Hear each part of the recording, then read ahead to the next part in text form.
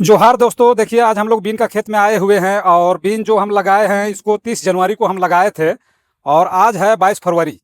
आप देख सकते हैं बीन जन्म चुका है और ये लगभग लगभग 4 पत्ता के ऊपर भी आ गया है। आप देख सकते हैं यहाँ पर जो है ये 4 पत्ता के ऊपर भी आ गया है और लगभग ये कूड़ा करने की स्थिति में है। लेकिन इसमें क्या हुआ कि जर्मिनेशन थोड़ा सा कम आया है, तो इसमें हम लोग दोबारा बीज डाले हुए हैं। ये जो बीज हम डाले थे फॉर्चून कंपनी का डाले थे, जो बीज खराब हो चुका है और लगभग लगभग 50% बीज खराब हुआ है। इस जगह का और लगभग लगभग 4 से 5 किसान हैं जो फॉर्चून कंपनी का बीन डाले थे, उसका भी खराब हो गया है। हम भी फॉर्चून का ही ये डाले हुए हैं, तो लगभग फॉर्चून का जितने भी किसान इस जगह डाले हैं सबका लगभग लगभग बीन खराब हो चुका है। लगभग 50% जर्मिनेशन हुआ और 50% बीज खराब हो गया।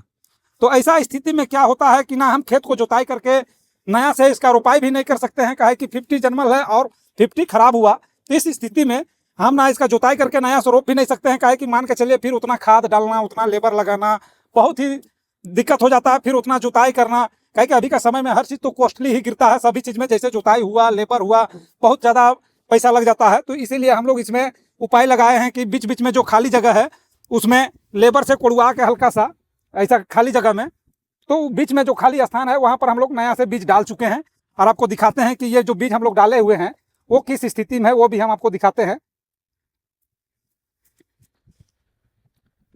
तो देखिए बीज हम लोग यहाँ पर डाले हैं, जैसे आप देख सकते हैं यहाँ पर जो खाली जगह है वहाँ पर बीज डाल दिए हैं, लेकिन अंकुरित जो हम बीज डाले हुए हैं वो हो रहा है। देखिए इस तरह से ये अंकुरित हो चुका है। अब इसको सिर्फ जमीन से निकलने का देरी है, उसके बाद इसको हम लोग मिट्टी चालेंगे। क्या है कि जब तक मिट्टी नहीं चालेंगे, मान के चलिए यहाँ का जो खरपतवार है वो काफ़ी बड़ा हो जाएगा। जब तक वो बीन निकलेगा जो हम लोग बाद में डाले हैं वो काफ़ी बड़ा हो जाएगा। तो देखिए दोस्तों, आप देख सकते हैं जो खेत में हम लगाए हुए हैं बिल्कुल ये नगड़ा मिट्टी है, काला मिट्टी जिसको बोला जाता है वो मिट्टी है।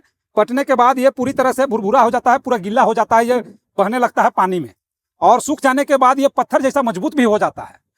तो इस खेत में अगर हम पिछात बीन लगाते हैं तो बीन सक्सेस नहीं है उसमें। क्या है उसका कारण है ये हम आपको बताते हैं।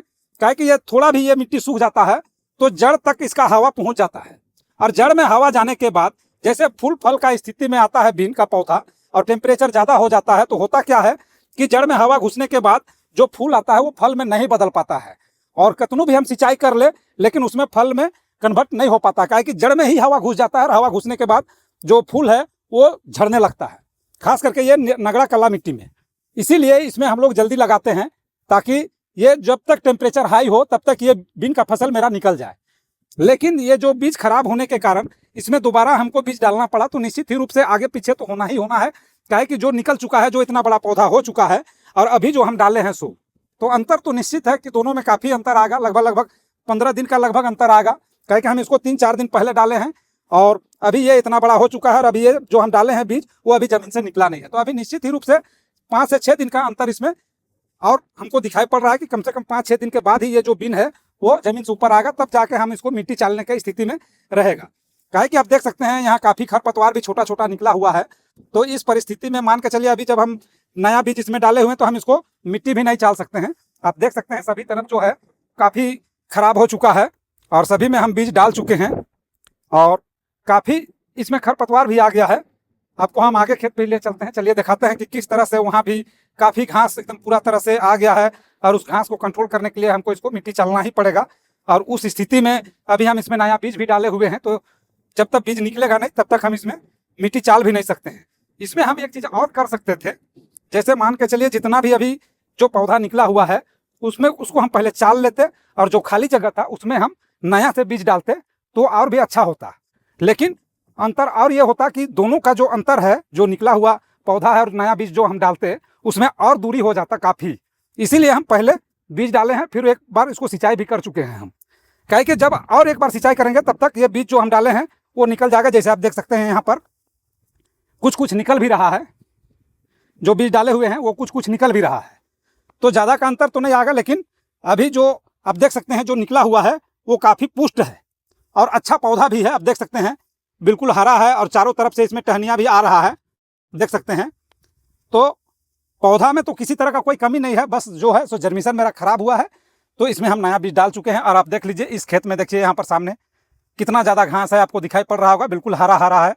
और इसका सफाई तो हमको अच्छी तरह से करना होगा, काहे कि जब हम मिट्टी चालेंगे तो हम तो बीच बीच में मान के चलिए मशीन से हम इसको कोड़ा उड़ा कर लेंगे, मिट्टी चाल लेंगे, लेकिन पौधा का जगह जो है वो हम मशीन से नहीं कर सकते हैं। उसको हमको लेबर लगा के उसको हाथ से सफाई करवाना पड़ेगा। काहे कि पौधा जो है यहाँ पर जितने भी इतना सामने में अगर हम मशीन को लाते हैं तो निश्चित ही रूप से जड़ को नुकसान कर देगा, तो उसमें हम लेबर लगा के उसको साफ कराएंगे। तो देखिए दोस्तों, एक साथ अगर जर्मिनेशन नहीं होता है कोई भी फसल तो किसानों को काफ़ी नुकसान होता है। और नुकसान क्या है कि हमको यहाँ अलग से बीज भी लगाना पड़ा। हम तो बीज पहले लगा ही चुके थे, लेकिन अलग से बीज भी लगाना पड़ा और अलग से लेबर भी लगाना पड़ा। तो ये दो जो खर्च है ये एक्स्ट्रा में चला गया। तो इस तरह से किसानों को काफ़ी नुकसान भी होता है। अब मान के चलिए इसका अगर हम जुताई करते हैं और जुताई करके अगर इसको हम लगाते तो निश्चित ही रूप से फसल तो अच्छा होता, लेकिन खर्च डायरेक्ट आप दुगुना में चला जाता।